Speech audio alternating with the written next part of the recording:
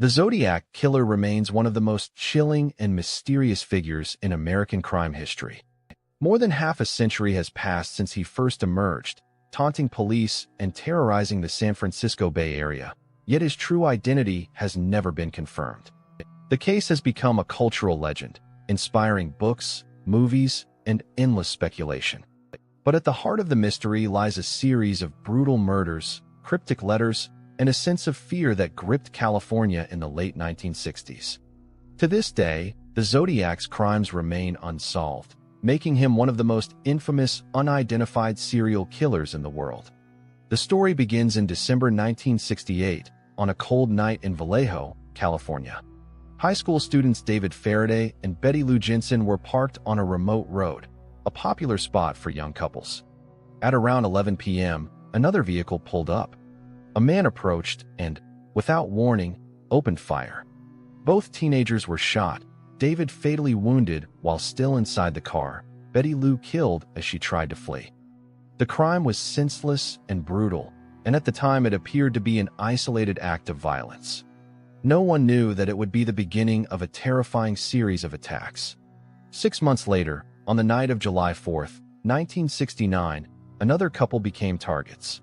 Darlene Farron and Michael Mageau were sitting in a parked car at Blue Rock Springs Park, not far from the scene of the first murders. A vehicle pulled up beside them, then drove away, only to return minutes later. A man stepped out with a flashlight and a gun.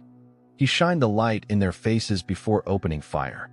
Darlene was shot multiple times and later died, while Michael survived despite serious injuries. Shortly afterward, police received a call from a man claiming responsibility not only for this attack, but also for the Faraday and Jensen murders. It was the first time investigators heard the voice of the killer who would become known as the Zodiac. Just a month later, in August 1969, the Vallejo Times-Herald, the San Francisco Examiner, and the San Francisco Chronicle each received nearly identical letters. These letters were typed in a chillingly calm tone, written by someone claiming to be the killer. But what set them apart was the inclusion of strange symbols. Each letter contained 1/3 of a cryptogram, a coded message of 408 characters that the writer demanded be published on the front page of each newspaper. If the newspapers refused, the writer threatened to kill more people. The newspapers complied, and suddenly the killer had a stage. When the cryptogram was finally solved by a local teacher and his wife, the message revealed a disturbing glimpse into the killer's mind. He wrote about enjoying killing because it was more fun than killing wild game in the forest, and he hinted at collecting victims as slaves for the afterlife. The message contained no name, no identity, only a terrifying portrait of a man who killed for pleasure. It was in one of his later letters that he introduced himself with the words that would make him infamous. "This is the Zodiac speaking." The murders continued. On September 27, 1969, Brian Hartnell and Cecilia Shepard were enjoying a picnic at Lake Berryessa when a man in a bizarre black hood approached. His costume resembled something out of a nightmare, a hood with clip-on sunglasses and the symbol of a crosshair stitched onto the chest. He carried a gun and a long knife. Speaking calmly, he claimed to be an escaped convict who needed their car. He tied the couple up, then suddenly pulled out a knife and began stabbing them. Brian survived despite multiple wounds, but Cecilia later died. After the attack, the killer walked to Brian's car and scrawled a message on the door in black marker, the dates of his previous crimes, followed by the symbol of the crosshair. Just 2 weeks later, the Zodiac struck again. On October 11, 1969, San Francisco cab driver Paul Stein picked up a passenger in the city's theater district. The passenger asked to be taken to Presidio Heights. When the cab stopped at the corner of Washington and Cherry Streets, the passenger pulled out a gun and shot Stein in the head. The killer then cut off a piece of Stein's shirt and walked away. What made this crime especially significant was that several children witnessed the killer from a nearby house, and police arrived on the scene within minutes. Yet, due to a mistake in the initial radio description, officers were told to look for a black suspect. When they encountered a white man walking calmly nearby, they let him go. Many believe they unknowingly let the Zodiac slip through their fingers. Shortly after, another letter arrived at the San Francisco Chronicle, this time containing a piece of Paul Stein's bloody shirt. The killer was proving his crimes, mocking police, and feeding his need for attention. He also included threats to attack school buses, describing in detail how he would shoot out the front tire and pick off the kiddies as they came bouncing out. This single threat sent waves of panic across the Bay Area, with school buses receiving police escorts for weeks. By now, the Zodiac had become a household name.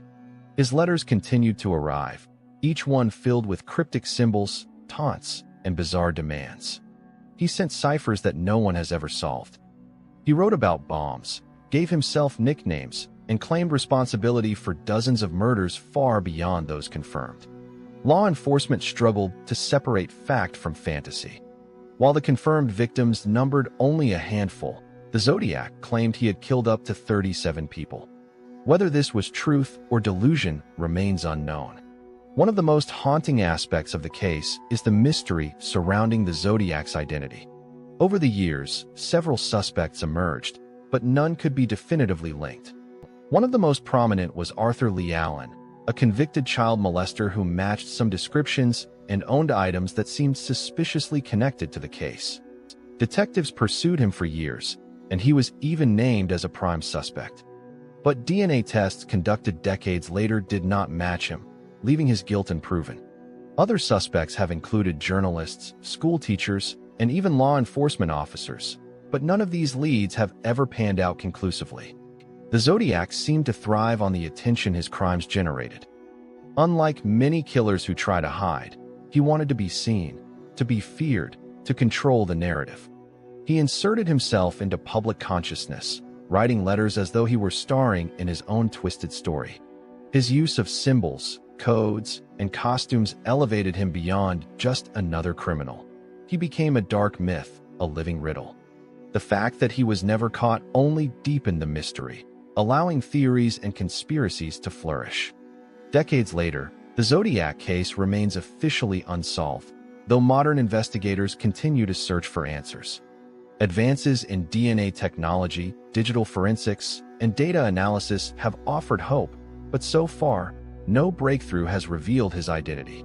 Amateur sleuths around the world pore over old letters, study crime scene photographs, and analyze suspects, each hoping to be the one who cracks the code. Some believe the Zodiac is long dead. Others believe he may still be alive, living quietly, knowing he outsmarted authorities for decades. The cultural impact of the Zodiac Killer cannot be overstated. His crimes inspired movies like Dirty Harry, which featured a villain called the Scorpio Killer. Countless books, podcasts, and documentaries continue to explore his story. The 2007 film Zodiac, directed by David Fincher, brought the case to a new generation, capturing both the horror and the obsession that surrounded it. For many, the Zodiac represents the ultimate unsolved mystery, a symbol of evil that hides in plain sight. But beyond the legend and the speculation, it's important to remember the victims. David Faraday, Betty Lou Jensen, Darlene Ferrin, Cecilia Shepard, and Paul Stein were real people whose lives were taken brutally. Their families were left devastated, forced to watch as the killer mocked them from the pages of newspapers. The sensationalism of the case often overshadows their stories, but they remain at the heart of the tragedy. The Zodiac case also changed the way law enforcement handled serial crimes.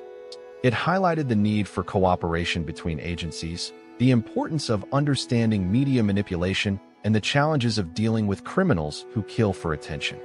The case exposed the flaws in police communication and the devastating consequences of simple mistakes, like the incorrect suspect description that may have allowed the killer to walk away. To this day, people debate the meaning of the Zodiac's unsolved ciphers.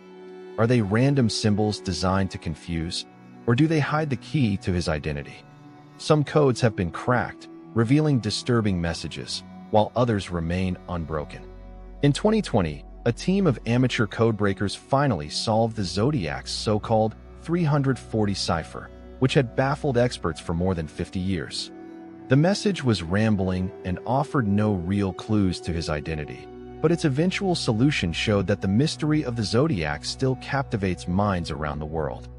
What makes the Zodiac so enduring is not just the brutality of his crimes, but the mystery he created. He turned murder into a puzzle, taunting society with clues that led nowhere, daring investigators to catch him. He thrived on fear and attention, and in some twisted way, he succeeded. Decades later, we still speak his name. We still wonder who he was. We still ask if he's out there, smiling at the fact that he was never caught. The Zodiac Killer case stands as a reminder of both the brilliance and the limitations of law enforcement, the dangers of giving a criminal the spotlight, and the way fear can grip an entire community. It is a story of horror, obsession, and unanswered questions. And perhaps that is why it endures. Because in the end, the unknown is always more terrifying than the truth. The Zodiac Killer remains an open wound in American crime history, a riddle without an answer. His crimes devastated families, terrified cities, and left behind a trail of codes, letters, and speculation. He may have disappeared, but his shadow still looms, haunting the world as one of history's most enduring mysteries.